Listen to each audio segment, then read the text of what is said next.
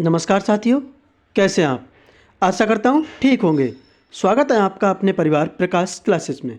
मैं आपके लिए ईवीएस की क्लास लेकर आया हूँ जो आगामी एग्जाम के लिए बेहद इंपॉर्टेंट होने वाली वीडियो है। अगर वीडियो पसंद आया आपको तो वीडियो को लाइक करें, शेयर भी कर दें, चैनल को सब्सक्राइब जरूर कर लें भैया, क्योंकि हम आपकी तैयारी बिल्कुल मुफ्त में करा रहे हैं। कोई भी चार्ज नहीं, बस आपका प्यार चाहिए। जब आपका सिलेक्शन हो जाए, एग्ज़ाम पास हो जाए तो चैनल को अनसब्सक्राइब कर देना। कम टाइम में अच्छा कंटेंट लाने की कोशिश करते हैं हम। कोई भी बीच में फालतू की बात नहीं, बकवास नहीं भैया। चलिए तो स्टार्ट करते हैं। पहला क्वेश्चन आपकी स्क्रीन पर, हाथ जोड़ के विनती है पूरी वीडियो को वॉच करें और चैनल को सब्सक्राइब करें। भारत में बिहार के सापेक्ष भैया, भारत में बिहार के सापेक्ष जम्मू कश्मीर और गोवा की स्थिति क्या है, हम आपको बता दें भैया। बिल्कुल ये आपका भारत रहा, बिल्कुल ये आपका कहीं ना कहीं भारत है। तो ये आप कमेंट कीजिए, गोवा कहाँ होगा। गोवा तो आपका कहीं यहाँ होगा। ये यूपी रहा तो ये कहीं ना कहीं आपका बिहार है, ये आपका जम्मू कश्मीर है। तो आपको स्थिति बतानी है तो आपको किधर जाना है, कमेंट करना है बिहार के सापेक्ष जम्मू कश्मीर और गोवा की स्थिति। बिल्कुल भैया, ये हम आपको डायरेक्शन बता रहे हैं। तो ये क्या है, ये आपका क्या है, उत्तर है। क्या है, ये उत्तर है, ये दक्षिण है और ये पूरब है आपका, और ये रहा पश्चिम है भैया। तो अब आपको बताना है बिहार के सापेक्ष जम्मू कश्मीर जाना है, गोवा जाना है। तो गोवा जाने के लिए हम कहाँ जाएंगे, दक्षिण में आएंगे और पश्चिम दिशा में आएंगे। किस दिशा में, पश्चिम दिशा में आ रहे हैं, दक्षिण दिशा में आ रहे हैं। यानी किस में, इसमें है हमारा, इसमें है, ये और ये हमारे कट हो गए। अब हमें किधर जाना है, यानी उत्तर दिशा में जाना है। और किधर जाना है, पश्चिम दिशा में ही जाना है। तो उत्तर और पश्चिम किस में है, इसमें तो है नहीं। ऑप्शन हमारा सी इज द करेक्ट हो जाएगा। वीडियो आपको पसंद आए तो प्लीज़ लाइक ज़रूर करें, शेयर भी कर दें, चैनल को ज़रूर सब्सक्राइब कर लें भैया, क्योंकि हर एग्जाम की तैयारी प्रकाश क्लासेस आपकी मुफ्त में कराएगा। वाष्पीकरण की प्रक्रिया निम्नलिखित में से किस स्थिति में सबसे धीमी होगी। क्या सतह क्षेत्र और तापमान दोनों में वृद्धि, सतह क्षेत्र बढ़ता है लेकिन तापमान घटता है, सतह क्षेत्र घटता है लेकिन तापमान बढ़ता है, सतह क्षेत्र और तापमान दोनों में कमी आती है। क्या होगा हमारा राइट आंसर। वाष्पीकरण की बात की जाए, वाष्पीकरण क्या होता है, वह प्रक्रिया भैया, क्या वह प्रक्रिया, वह प्रक्रिया जिसमें कोई यौगिक, जिसमें कोई यौगिक गैस अवस्था में, किसमें, गैस अवस्था में परिवर्तित होता है, परिवर्तित होता है।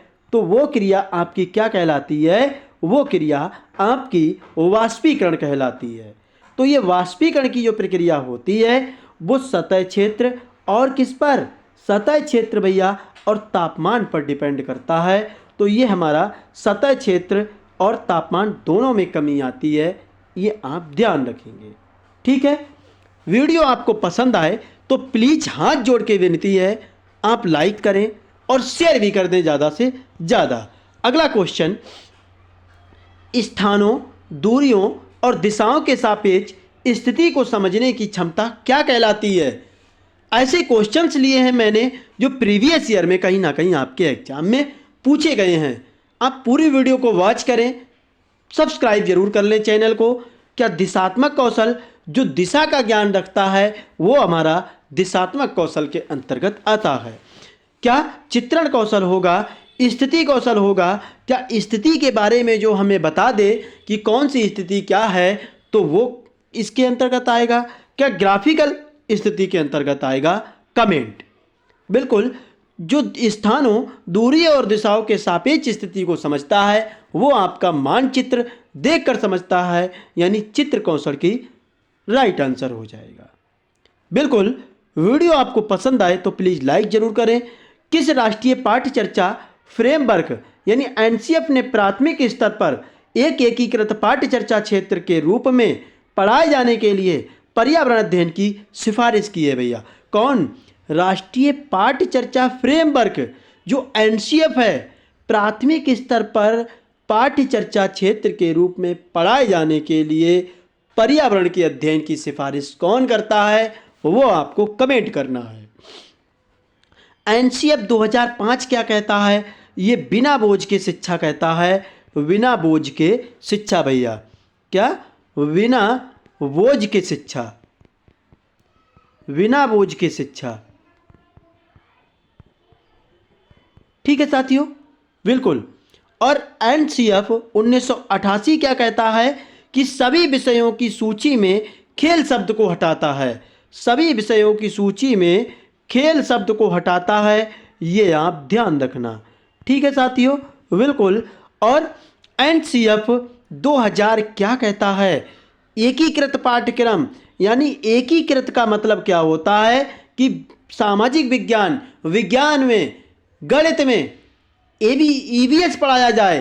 कहाँ? कक्षा 3 से लेकर कक्षा 5 तक भैया। तो ये एकीकृत हो गया। एक ही सब्जेक्ट के माध्यम से कई सब्जेक्ट पढ़ाना एकीकृत कहलाता है। फिलहाल जो एनसीएफ जो पाठ्य चर्चा क्षेत्र के रूप में पढ़ाए जाने के लिए पर्यावरण अध्ययन की सिफारिश करता है, वो एनसीएफ 1975 करता है। ठीक है साथियों, यानी हमारा 4 नंबर का राइट आंसर डी करेक्ट हो जाएगा। अगला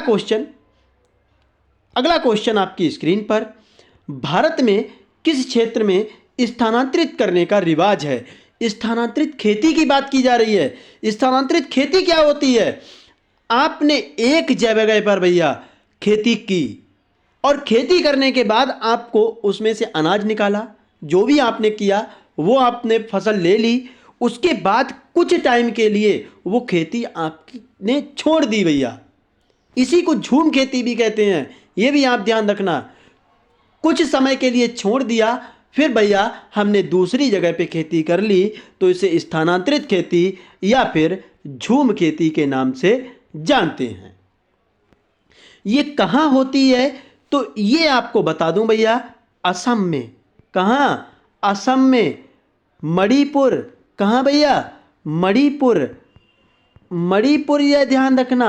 और एक मिजोरम ध्यान रखना, मिजोरम। और एक नागालैंड ध्यान रखना। कहाँ? नागालैंड ध्यान रखना।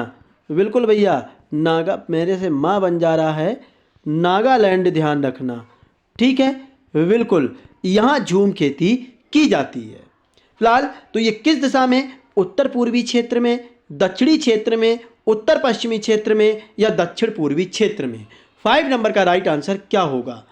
हम वे फालतू की बात नहीं करते, ओनली कंटेंट की बात करते हैं। आप चैनल को सब्सक्राइब जरूर कर लें भैया, फ्री में तैयारी, कोई भी चार्ज नहीं। 5 नंबर का राइट आंसर आपका उत्तर पूर्वी क्षेत्र हमारा राइट हो जाएगा।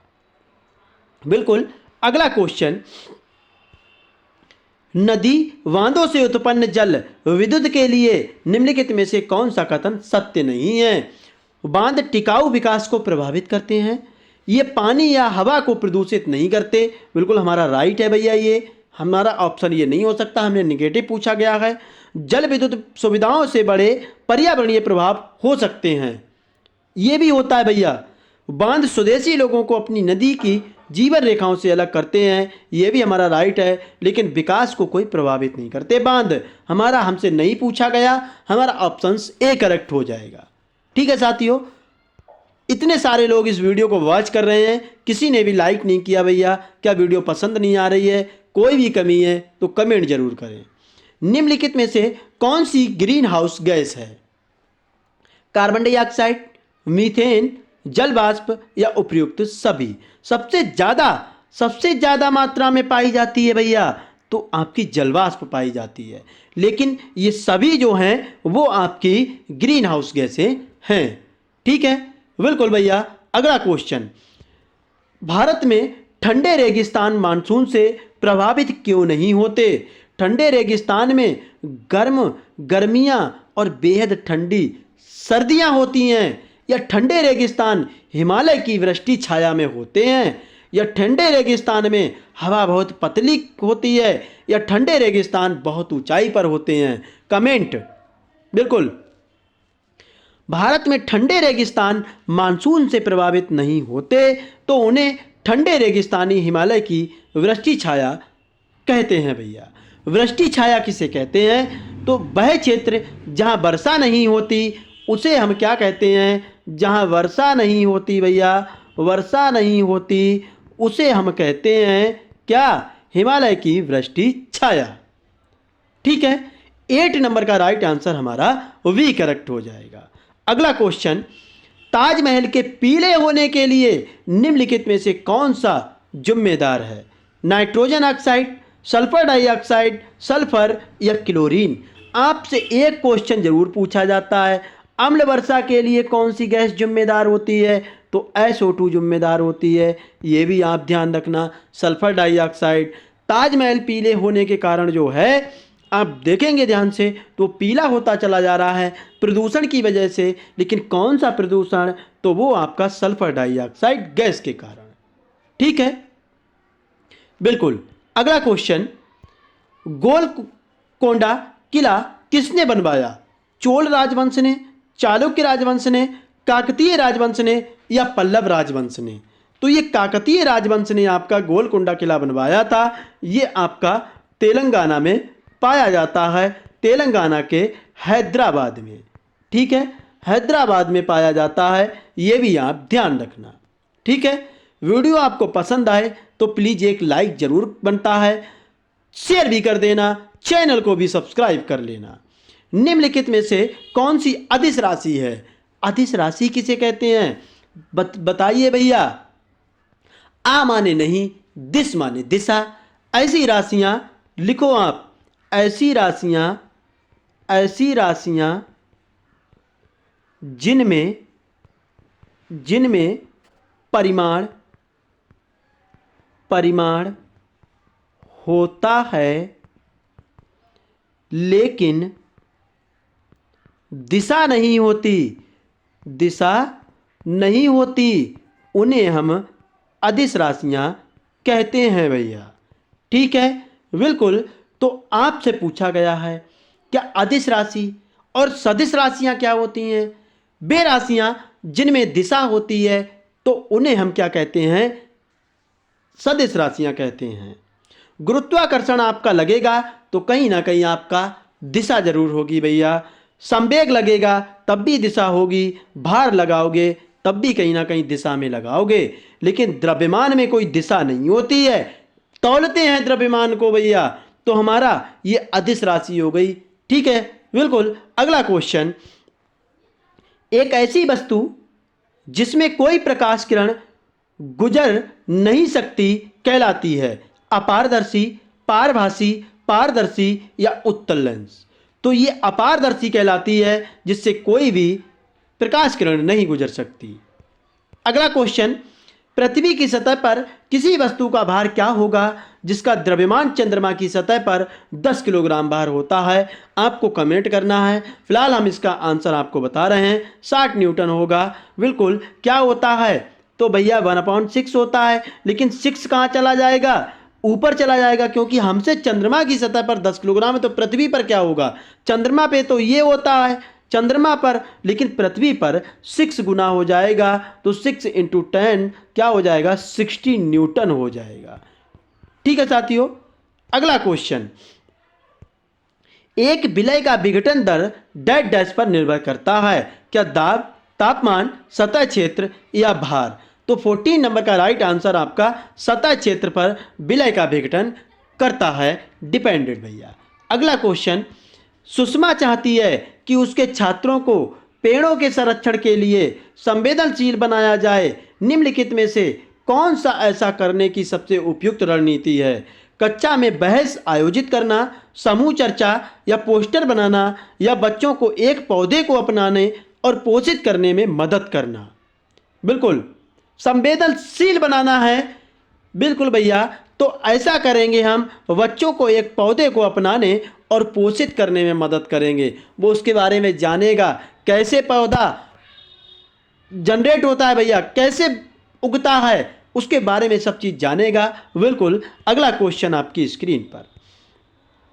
सोहन ने अपने छात्रों से उन बीमारियों पर समूहों में एक सर्वेक्षण करने के लिए कहा जिनसे उनके पड़ोस के लोग पीड़ित थे। पाठ्य पुस्तक में सर्वेक्षण का उल्लेख नहीं किया गया है। इसे शिक्षण अधिगम की रणनीति के लिए कौन सा विकल्प प्रासंगिक नहीं है? इसने समुदाय के साथ बातचीत करने का ऑप्शन प्रदान किया है। ये आप ध्यान रखेंगे, नई वाला पूछा है। इससे बच्चों को वास्तविक जीवन के साथ सीखने में मदद मिलेगी। बिल्कुल भैया मिलेगी। अवसर भी दिया है, ये भी है। इसमें बच्चों को डाटा हैंडलिंग समझने और एक साथ करने में सक्षम बनाएगा, या इससे समुदाय को उन बीमारियों को समझने में मदद मिलेगी। क्या होगा हमारा 16 नंबर का राइट आंसर? बिल्कुल बिल्कुल भैया, ये बीमारियों के बारे में नहीं कह रहा है। ठीक है, डाटा हैंडलिंग भी करेगा बच्चा, पड़ोस के लोग पीड़ित होंगे उसके बारे में जानेगा, अवसर मिलेगा तो बच्चा बहुत अच्छे से सीखेगा।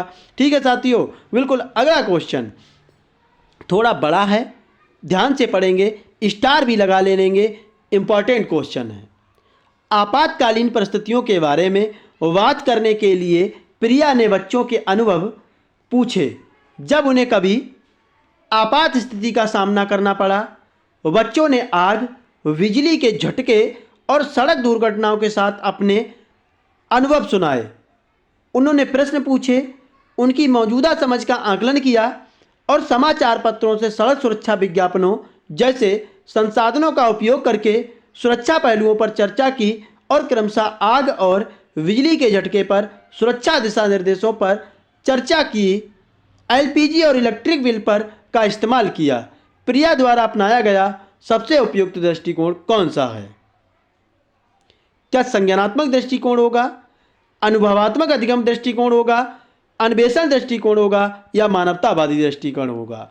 तो उसने अपने अनुभव को साझा किया है भैया, कहीं ना कहीं अनुभव के बारे में बता रहा है। जो पहले वो चीज़ें सीख रखा है उसके बारे में ही स्टूडेंट को बता रहा है, तो ये अनुभवात्मक अधिगम दृष्टिकोण हो जाएगा।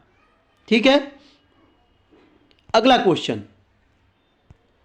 समुदाय एक महत्वपूर्ण शिक्षण और अधिगम संसाधन है क्योंकि यह सस्ता और सुलभ है।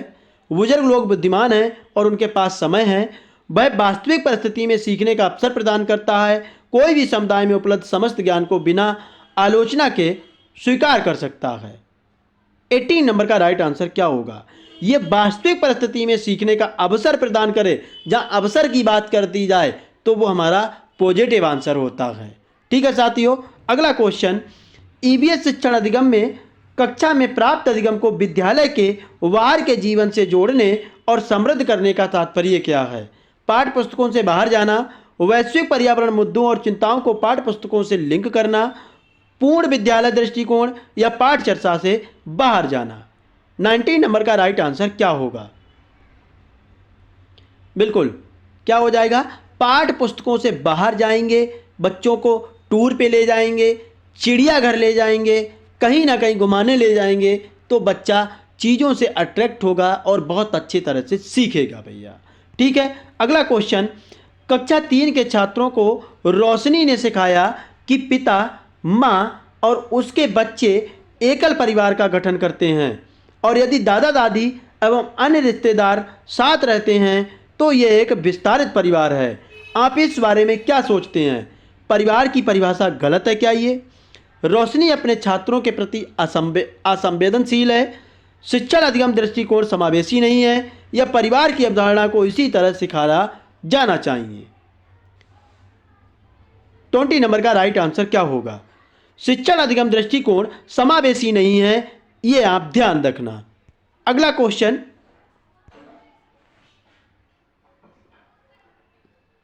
निम्नलिखित में से कौन सी ईवीएस कक्षा में गतिविधि है? चित्र खींचना, फील्ड भ्रमण, श्यामपट्ट का उपयोग। तो ये तीनों चीजें आप बच्चों को बिल्कुल ईवीएस कक्षा में सिखाएंगे, यानी हमारा उपयुक्त राइट आंसर डी हो जाएगा। अगला क्वेश्चन।